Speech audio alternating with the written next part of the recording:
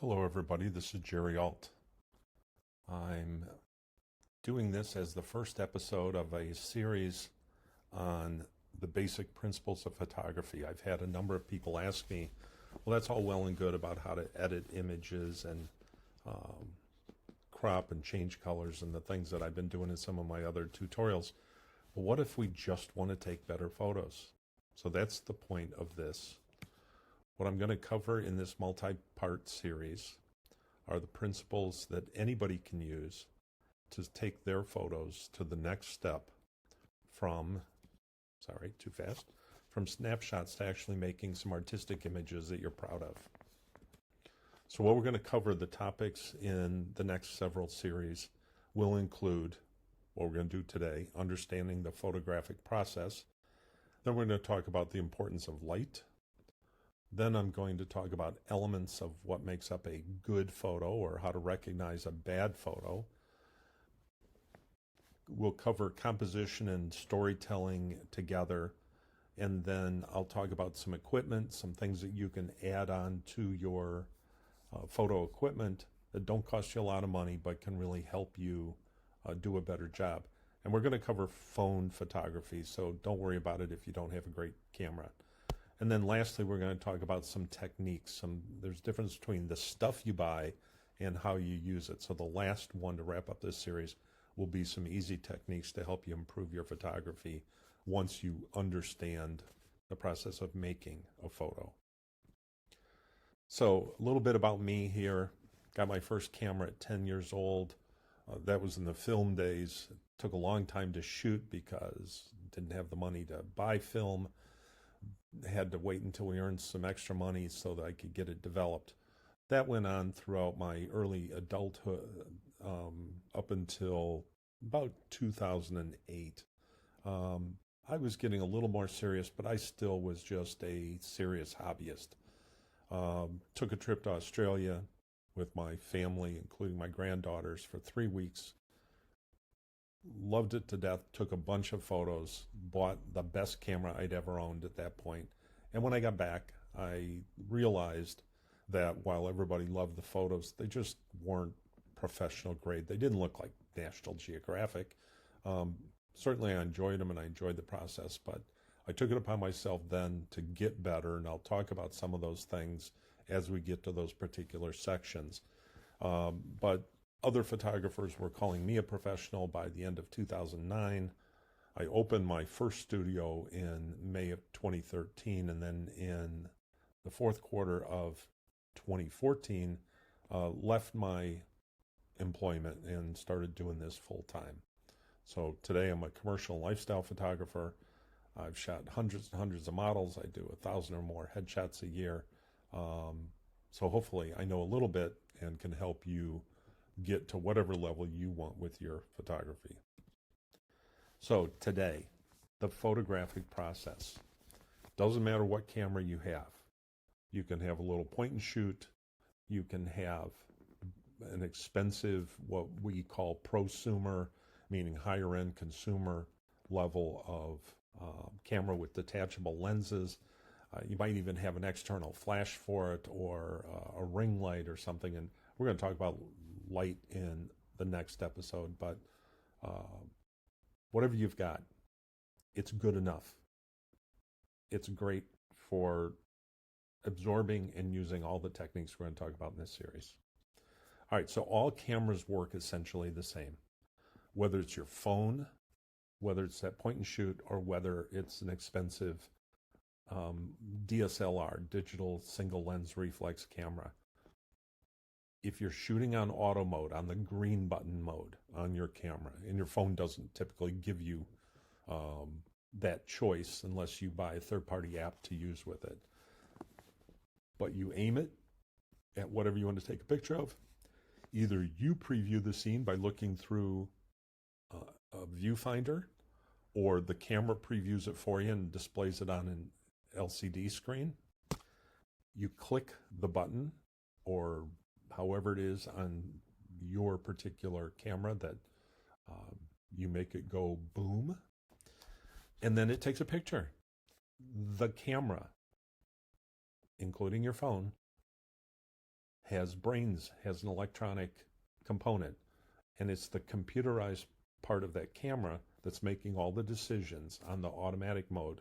What aperture, that is the depth of field, what ISO, meaning the light sensitivity, and how fast the shutter speed is to capture movement or action.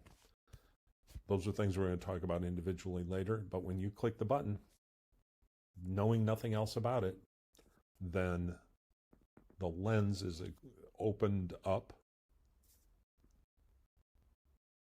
exposes the digital sensor inside your phone or inside your camera to the light coming from whatever you were attempting to take a photo of, and that light, quote unquote, exposes the sensor. In the film days, worked the same way.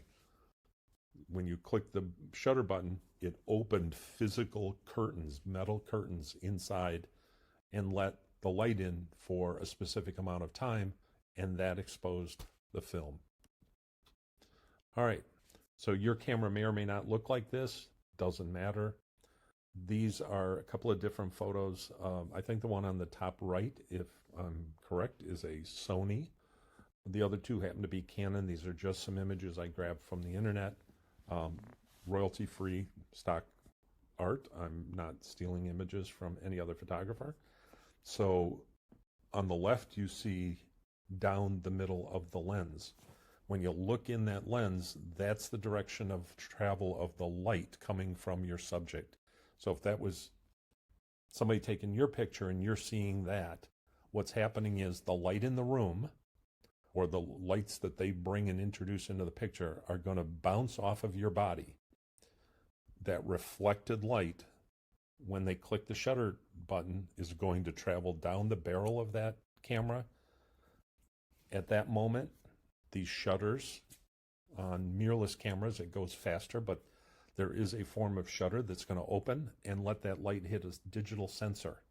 Think of it like a postage stamp in there that's covered with electrons that are receiving the light. I'm sorry, they're not covered with electrons. They're covered with sensors to capture the electrons of light that are traveling in. And it then is processed by the computer and the camera to say, I think that was blue, I think this is red, I think it was bright, I think it was wide open with lots of depth of field. It makes all those decisions in a heartbeat, and you look at the back and you go, oh, that sucks. Okay, let's do it again. Or my thumb was in the way, or whatever. You've also got a bunch of dials and buttons on top of the camera. I'm sure all of you have had the experience of somebody giving you a camera or you making a decision to buy a camera. And when you got it out of the box and got it home, you looked at all of that and went, where's the green button? How can I make this easy? And then you see on the bottom right, this person probably knows what they're doing and they're using their thumbs to control it. But have you ever looked at the back of the camera with a question on your face going, what in the world did I do buying this thing, and how am I going to get a decent picture out of it? Well, that's what we're going to cover in this course. What I'd like you to do to get ready for the next session is to get your camera, pull it out in front of you, and then look at a couple of the key elements. You should know where the shutter button is that makes it take a picture. You're going to have a mode dial. It's either going to be on top or it may be in a menu on the back of your camera. With some point and shoots, it might be on the LCD screen that you go through it. But find the auto mode. And then just for grins, before you take the next section, flip through some of the other modes. I'm going to run through them real quick here. We're not going to talk about them today. The M above the auto is manual. That's full manual. That's what I shoot most of my work in. That lets me control the decisions and not the camera. S is for shutter speed. Excuse me. In particular, if you're shooting sports, anything with action in it, you want to be able to control the shutter. If you want to take a picture of a bird flying and you don't want the wings all blurry, that's what you'd use. A is for aperture. That has to do with the amount of light that's allowed to come in through the lens. P, program mode. That's where the computer's making some of the decisions, but you get to collaborate with it. And then the rest of the buttons around there, you may or may not have them on your particular phone. They're for what are called creative modes. A flower for macro, the mountains for landscapes, the dark mode or night mode, that's low light levels for the person with the moon over their face. The face is portrait mode, and then the little running man is the action mode or sports. That's it for today, okay? Trying to make this bite-sized pieces. This is the end of part 1. I'll be out with part 2 in the next day or two. If you like this video, please click the like button.